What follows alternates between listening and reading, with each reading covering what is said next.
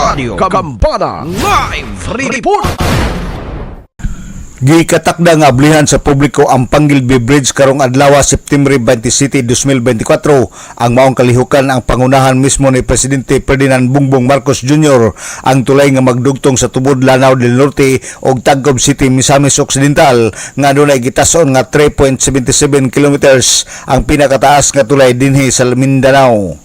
Kagahapong adlaw gipahigayon ang press briefing sa mga media organization nga mohimo og coverage. Mitambong niini ang gikan sa Cagayan de Oro City, Pagadian City, Zamboanga del Sur, Lanao del Norte ug ingon man dinhi sa Misamis Occidental ug dinhi gipahigayon sa Rodolfo's Restaurant o Samis City. Diin ang nangulo sa mga press briefing si Undersecretary Del De Vera sa Maro Media Accreditation Relations Office kabahin sa media coverage karong adlaw.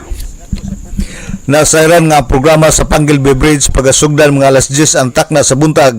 Human sa programa sa Panggilby Bridge, ipahigayon usab ang programa sa Tagum City Global College ang pagdeclare og insurgency free ning lalawigan sa Misamis Occidental ug mismo si Presidente Bongbong Marcos Jr. ang mo declare nga mamahimong insurgency free ning maong lalawigan. Ug laing press briefing ang gipahigayon kagahapon sa mga alas 6 ang takna sa hapon ang mahitungod sa coverage sa pagdeclare og insurgency free ning lalawigan sa Misamis Occidental ug nanguna sa maong briefing si Assistant Secretary Wing Hidalgo sa Presidential Communications Office.